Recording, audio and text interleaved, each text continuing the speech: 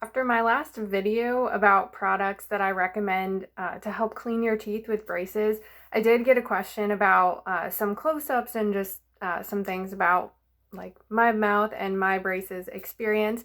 So I wanted to make a video about my braces journey. So a little bit of information about that. So first of all, when I was a teenager and growing up, I was always told that I would not need braces. Everything looked good. My teeth were pretty straight. But then once I was in college, I remember it was after age 20 that I noticed I could no longer floss my teeth properly. My bottom two front teeth were beginning to overlap, and it was a problem again to the point where I noticed I had to turn the floss on an angle in order to get it between my teeth. So I didn't think much of it, and I had actually asked dentists before if I should get braces once I noticed my teeth were starting to overlap. And they initially told me, no, don't worry about it. Like if you were my kid or if you were me, I wouldn't get braces. And then a couple years ago, actually, yeah, about a year and a half ago, I had a dentist tell me maybe I should consider braces. So I did. I went to an orthodontist to get an official second opinion of sorts. They told me that once your teeth start to overlap 60% or more, then you're at risk for periodontal disease. So at that point, I decided, okay, maybe it's time. So I decided to get braces, and for the most part, it's been a pretty easy experience. I actually had a lot of people say, like, question it, because my teeth, especially my top teeth, were pretty straight already. So they asked why I needed them. And then I pointed out that my bottom teeth were actually the problem. But in order to get my bite to fit together properly, I needed braces on both my uppers and lowers. So I've been in braces for about 18 months now, and so far it's been a pretty good experience overall. One of the main things that kind of threw things off, and I actually possibly could have gotten them off maybe last month or a little bit earlier, but one of my back teeth, actually my back bottom teeth, were not aligning. So I only have brackets up until like the last one. Basically my last teeth in the back do not have brackets on them, and they were just very crooked compared to the rest of my teeth. And on the one side, and I can show you this in a minute too, on the one side it's okay because my bite still fits together the way it should. But the other side, it wasn't quite, like my back teeth on top and bottom were not touching. So because of that, I had to get one of those molar bands that they put that goes all the way around your tooth. So I didn't initially have that. So if you have braces or are getting braces, those are more likely to be involved if you have spacers. So I didn't actually get spacers until like pretty late last year. And then I got that molar band put on the back of one of my teeth. And that is specifically to change where I hook my rubber bands. So if you're familiar with ortho, you know that at some point you typically have to wear rubber bands to align your top and bottom teeth, which is what I currently have. That's usually a little bit later stage in the process. But for me, in addition to having those to align my teeth, I also have to have a rubber band that is actually helping move some of my teeth. So that's why I got that molar band on the back. So as a warning, this is where you're going to want to stop the video if you don't want to see the inside of my mouth.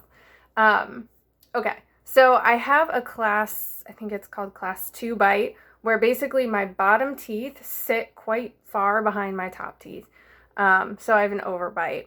So I have to wear rubber bands from my very back teeth to my front teeth, so the hooks on them. So you can see it goes like that on both sides. But what I was saying earlier about that rubber band that's used to help move my teeth, that's actually way in the back. So if you look, you'll be able to see rubber bands kind of crossing in, like one crossing in the back of my mouth. So this is an unusual thing. They don't typically have a rubber band that crosses over your teeth.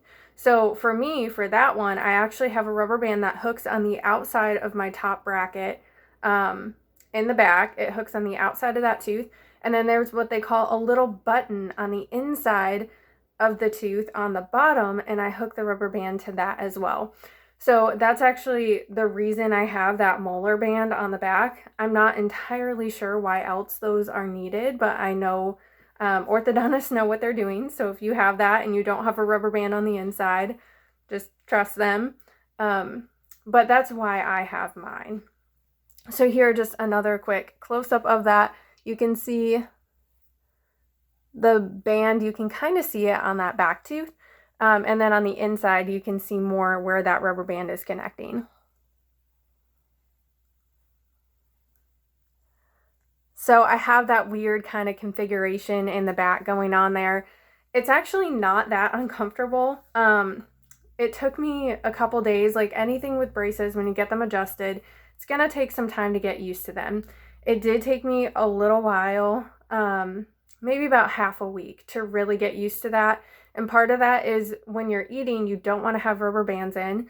So when I took them out, that button on the inside of the tooth would like rub against my tongue, and it would just continually scratch my tongue. And it was very, very painful and difficult to eat. So that was the most difficult part of that. Thankfully, with the rubber band on, it's not as painful because the rubber band kind of cushions that button a little bit. And then after a few days, I got used to it, so it's no longer a problem. So again, the reason for that back rubber band was actually to help shift my teeth to get the top and bottom teeth to align a little bit better. Thankfully, it's working. I have heard that putting brackets on the very back teeth can sometimes cause some issues, which is why they avoided doing that for me. But I think sometimes it's works maybe a bit better in those who are younger. I have been told that because I am an adult, I'm not going to grow anymore. So because of that, they can't do as much as they could do with a teenager or a kid because they're going to grow, and that's going to help their mouth and jaw align, and they can do a bit more with that. Another interesting fact about my braces journey is that I actually wore them in my wedding. So that was something that typically people would probably avoid doing, but I had my braces on before I got engaged and then had them on when I got married.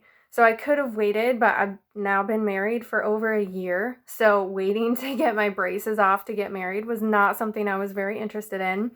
And I did have an option actually when I first got my braces on to get, I think they're porcelain. There are a couple of different materials that they make braces or brackets out of. So I could have had the brackets that are basically the color of your teeth.